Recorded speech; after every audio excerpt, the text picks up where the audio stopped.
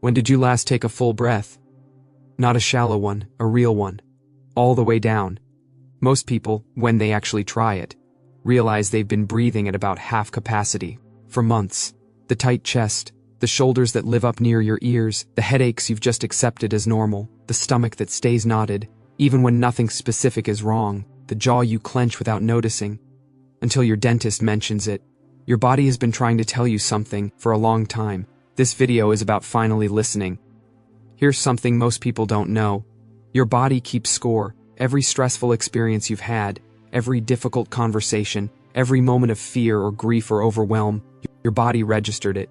And if it wasn't fully processed, if life kept moving before you had time to feel it, your body stored it. Not as a memory exactly, as tension, as a holding pattern, as a posture, as a way of bracing. That became so familiar. You stopped noticing it. This is not a metaphor. This is physiology.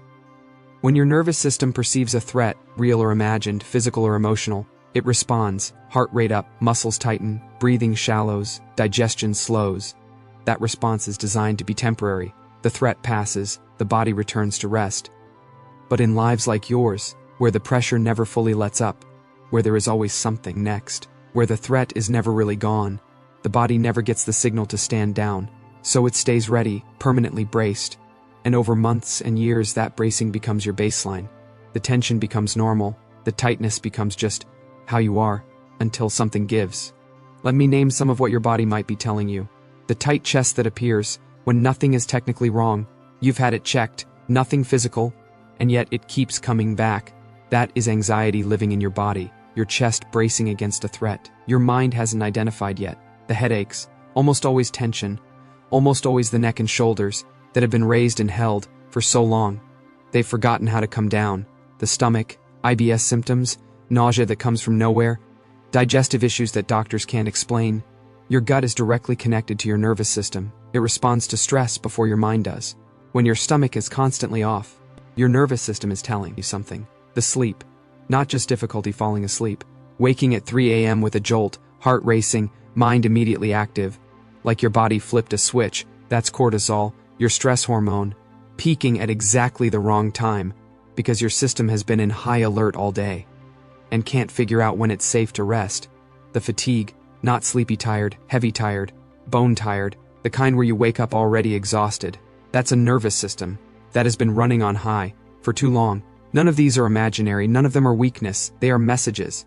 Your body's version of raising its hand and saying, something needs to change. I cannot keep absorbing this indefinitely. The question is whether you are ready to start listening. You didn't start ignoring your body on purpose. At some point, probably in your 20s or early 30s, life got big enough that there wasn't space to stop.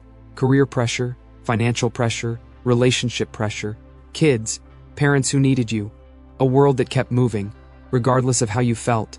And so you learned to push through, to override the signals, to take the painkiller and get back to work, to drink coffee when you needed sleep, to tell yourself, I'll deal with this later.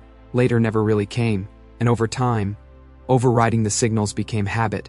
The headache became background noise. The tight chest became just how mornings feel. The exhaustion became your default state. And you stopped connecting the physical symptoms to the emotional weight underneath them. Because who has time for that?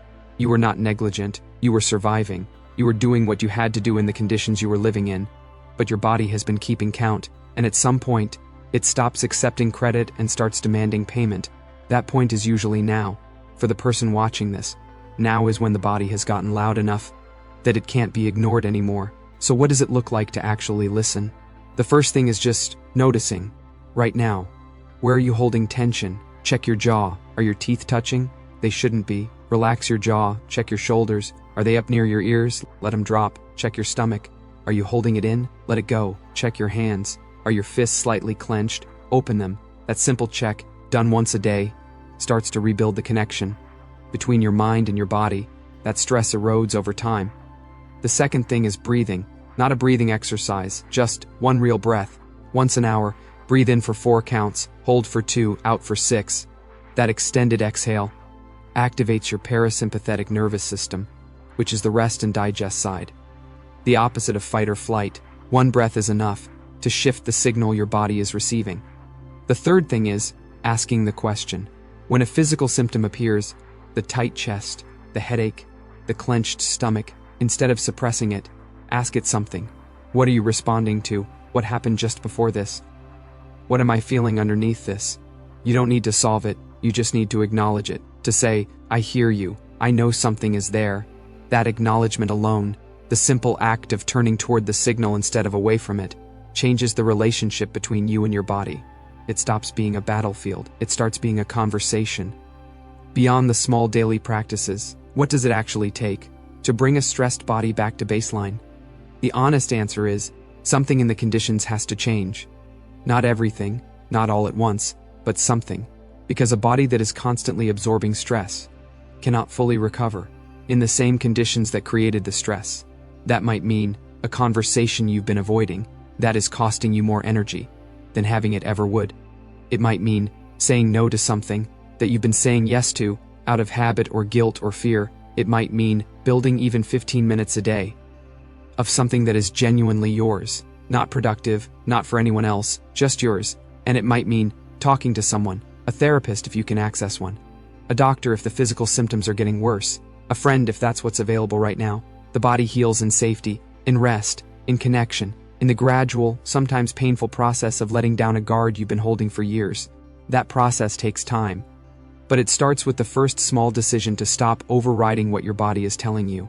Before we get to the end, I want to give you a moment, not a meditation, just 30 seconds, to actually be in your body right now, wherever you are, sitting, lying down, walking. Just pause. Feel where your body is making contact with whatever is underneath you.